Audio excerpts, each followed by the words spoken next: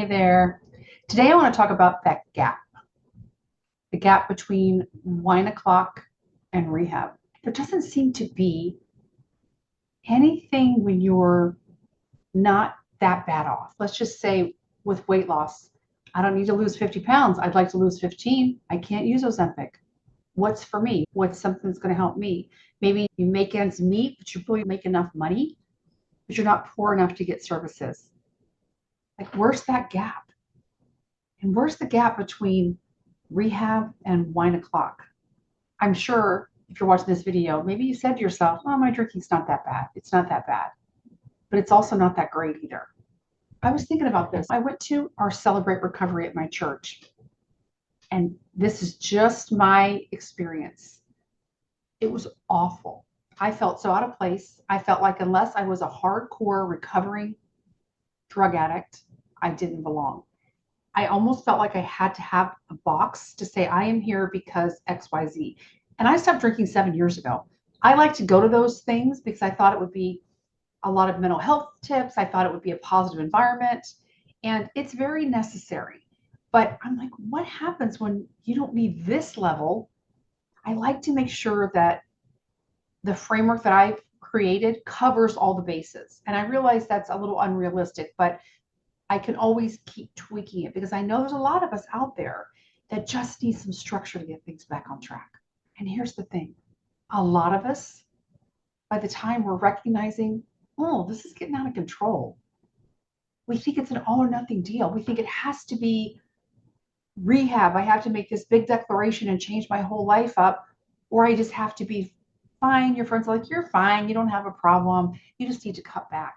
You need to moderate, whatever that means. But what if you're somewhere in between?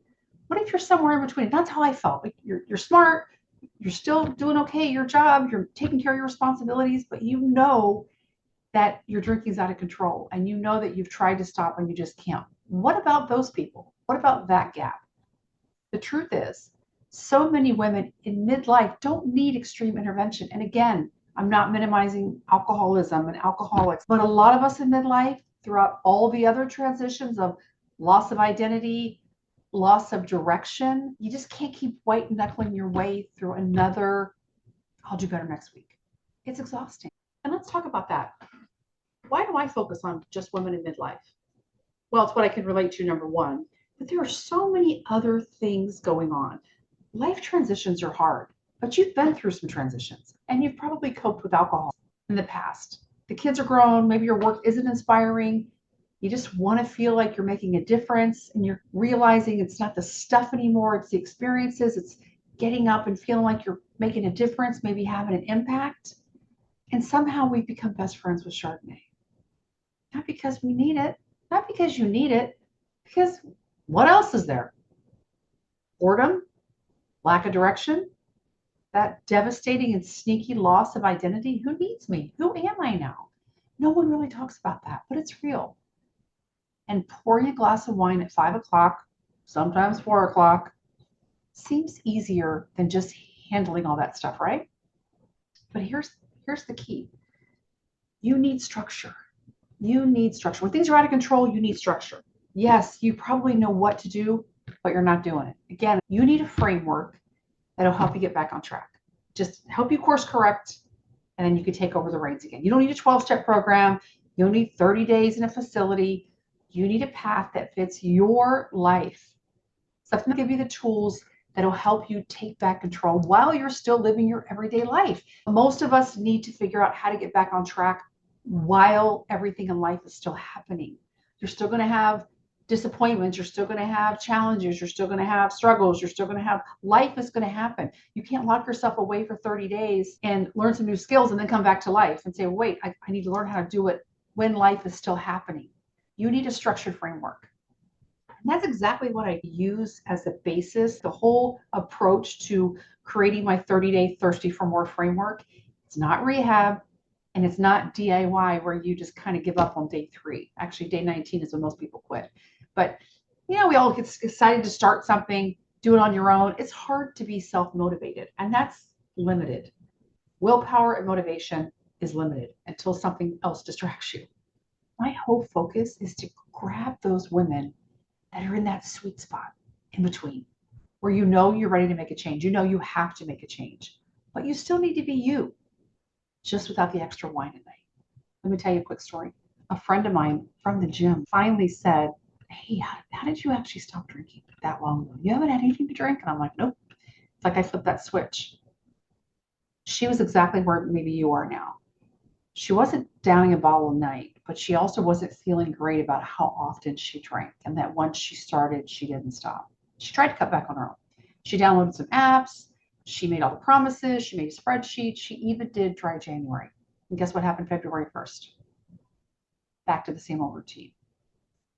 We talked about it, and she didn't really want to stop cold turkey, but I convinced her just to commit to 30 days. You deserve to give yourself the gift of 30 days to make a lifelong change when you're doing something that's hurting you.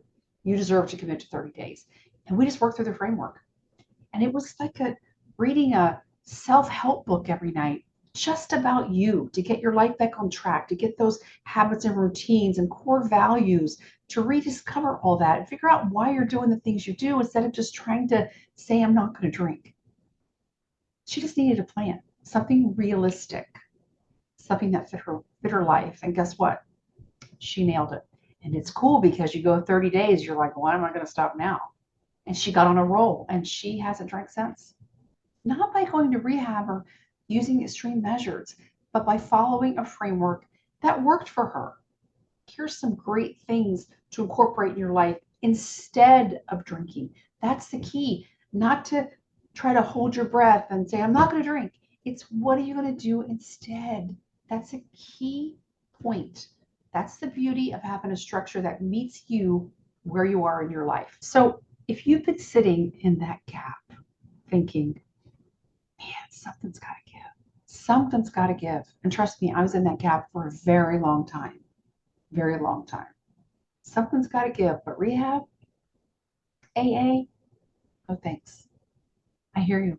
And that's exactly why I'm here.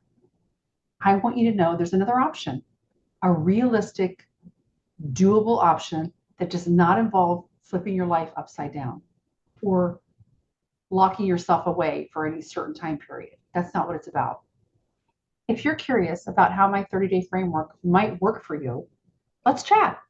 Drop a comment below, click the link for more information, email me, and we could talk about it. Because life's too short to feel stuck in that in between, right? And before you go, let me ask you this question. What would you do with all that extra energy if you weren't constantly thinking about cutting back? Because that's the biggest concern. What do I do now? I've got this energy, this time, this clarity. Think about it, and I'll see you in the next video.